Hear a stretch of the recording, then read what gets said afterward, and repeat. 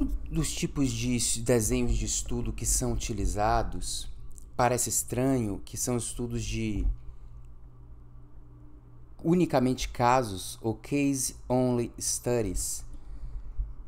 Esse tipo de estudo parece fazer sentido quando o desfecho utilizado é a média de tempo de vida nos indivíduos que morreram, ok?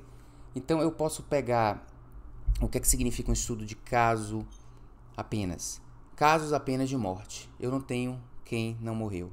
Então é o caso de morte, tá? Digamos, o caso que teve desfecho. Então eu não tenho não desfecho. E também não tenho o denominador da população geral, onde aquelas mortes, digamos, ou aquela doença aconteceu. Então, um exemplo, eu vou colocar aqui o link dessa história que foi publicada no Washington Post, um certo ano, e foi interpretada inadequadamente, que a expectativa de vida de cantores de hip hop era menor do que a expectativa de vida de cantores de outros gêneros, como rock, jazz, etc. E a questão desse estudo é que era um estudo apenas de pessoas que morreram. Então eu pego os cantores de hip hop que morreram, comparo a idade que eles morreram, idade significa média de vida dos que morreram, e compara a idade do cantor de jazz que morreu, né? Isso parece ser, quando a gente usa tempo, idade em que a pessoa morreu, ou seja, média de tempo de vida dentre os que morreram, parece ser adequado, porque eu estou comparando exposto e não exposto, só que eu estou pegando todas as pessoas que tiveram o desfecho. Exposto a quê? Exposto a cantar hip hop versus não exposto. E esse estudo, como eu disse, eu vou colocar o link, ele estimou uma média de tempo de vida nos cantores de hip hop em torno de 35 anos, 30 a 35 anos, e nos cantores de outros gêneros, como jazz, por exemplo, e era um dos maiores tempo de vida, né? Em torno de 60, 70 anos ou coisa assim. Então, muito diferente, quase 30 anos de diferença, fazendo os indivíduos sugerirem que ser cantor de hip hop é um fator de risco para a morte. Nesse nível, dessa diferença. A questão aí, e aí vocês têm que entender, é que simplesmente o fato de escolher tempo de vida como desfecho para uma situação que você só tem desfecho e não tem o denominador da população total, predispõe a um viés relacionado ao tempo.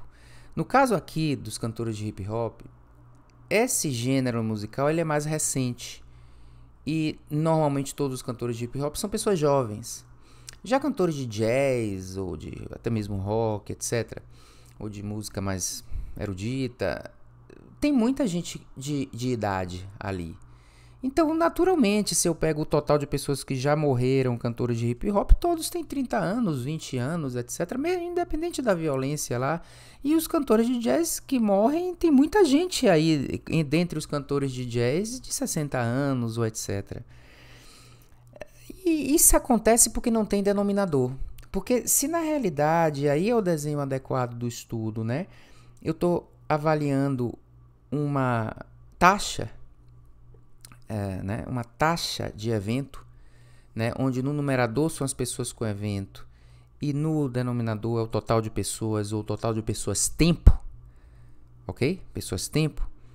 Eu vou ter aqui um número de mortes nos cantores de hip hop, mas esse número de mortes em relação ao todo de pessoas, em relação ao tempo, ele vai ser um número até menor do que o número de mortes que vão acontecer nos cantores de jazz, que são mais idosos, né? Então, na realidade, se você fizer a análise certa, que é risco, que é número de eventos dividido pelo total de pessoas, ou melhor ainda, a taxa de incidência, né, que é o número de eventos dividido pelo pessoas tempo, aí você tem um denominador que iguala isso.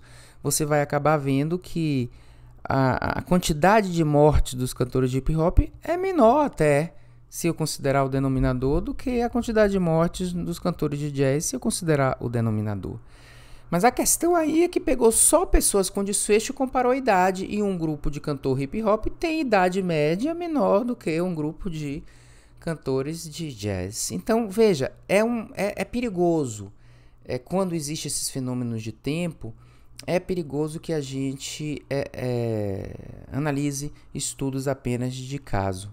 E a gente vê isso acontecer e muitas vezes passa desapercebido que isso é um viés, porque parece intuitivo pegar só as pessoas que morreram e observar a idade com que eles morreram. E se um grupo morre com idade mais jovem, significa que aquela doença mata mais, ou que aquela situação é uma situação de maior fator de risco para a morte.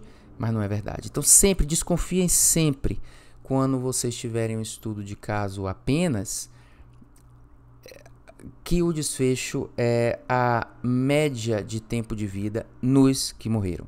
Ou a média de tempo livre da doença só nos que ficaram doentes. Pode ser também só com doença, né? Não, a gente tem que ter o denominador da população total, incluindo nesse denominador pessoas que não ficaram doentes ou que não morreram. Aí você iguala as coisas, ok? Esse fenômeno também predispõe o estudo de caso único a um aumento do dano de estudos que têm o fenômeno do tempo imortal, né? Immortal Time Bias. E um dos exemplos também caricaturais que a gente pode dar é o seguinte: se eu comparar paraquedistas, o tempo de vida de paraquedistas, com o tempo de vida de não paraquedistas, certo? Expectativa de vida. A gente pode encontrar que o tempo de vida de paraquedistas é maior do que o tempo de vida de não paraquedistas. O tempo médio de vida, ok? Se a gente pegar estudos de caso apenas, ou seja, eu vou pegar os paraquedistas que morreram, não precisa morrer de paraquedas não, os paraquedistas que morreram de alguma coisa ao longo da vida, morreram, e vejo lá a média de idade. E vou pegar os não paraquedistas, ok? Há uma tendência de que a média de idade dos paraquedistas seja maior do que a dos não paraquedistas. Pelo seguinte: no mundo existe mortalidade infantil. No mundo existe, infelizmente, mortalidade de crianças, ou mortalidade de pessoas que morrem muito cedo, por acidente ou alguma coisa assim. E para se tornar um paraquedista, uma pessoa precisa sobreviver até a idade adulta, ok? Então, no grupo de paraquedistas que morreram depois de ter ficado paraquedistas, independente da causa da morte, você não tem ali ninguém com menos de 20 anos de vida, vamos dizer assim.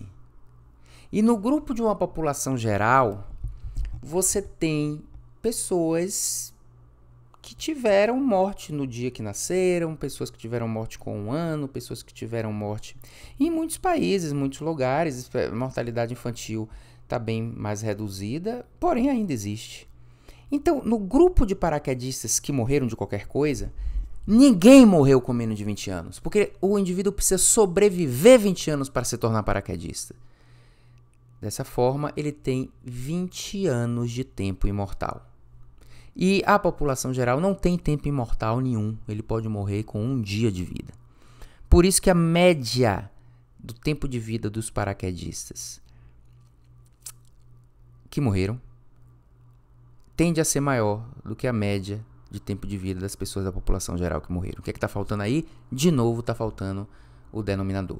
Esse denominador, no caso do tempo imortal, ele não resolveria toda a questão. Mas o viés do tempo imortal fica potencializado se você tem um estudo apenas de caso único. Ou seja, case only study. Então veja o que é esse Immortal Time Bias. E essa situação que eu expliquei agora do paraquedas, ela é potencializada pelo estudo do caso único, mas a explicação no estudo do caso único fica mais claro qual é o fenômeno do tempo imortal. É o seguinte: O fenômeno do tempo imortal acontece, é uma espécie de viés de seleção, acontece quando a exposição ao fator de risco para a morte, digamos, paraquedas, ela começa depois que o indivíduo entra no estudo. Depois que começa a contar tempo sob risco, tá? Então, mesmo que eu fiz um estudo de coorte retrospectiva, chamado coorte retrospectiva por alguns. Próximo vídeo eu vou mencionar essa questão de retrospectivo e prospectivo. Mas que é um estudo de birth cohort, que começa do nascimento, ou seja, está falando de expectativa de vida.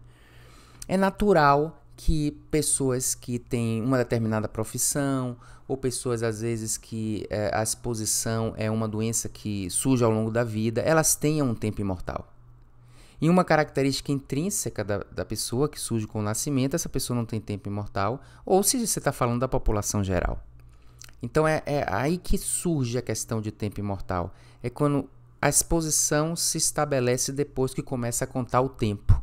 Então, essa pessoa foi exposta lá na frente e só poderia ser exposta lá na frente, mas você inadvertidamente contou o tempo dela desde que ela nasceu para dar expectativa, para dar essa noção de tempo de vida até a morte. Bem, então a mensagem é: cuidado com estudos case-only studies, porque ele potencializa efeito de confusão, ele potencializa tempo imortal. E fica aqui a explicação mais nesse modelo que define tempo imortal, que é em qualquer estudo observacional, quando a exposição ela se faz presente depois que você já está seguindo o indivíduo. O tempo entre quando você começou a seguir e a exposição começou, se a gente rotula aquele indivíduo disposto, é um tempo imortal. Então, cuidado com essas situações relacionadas ao tempo.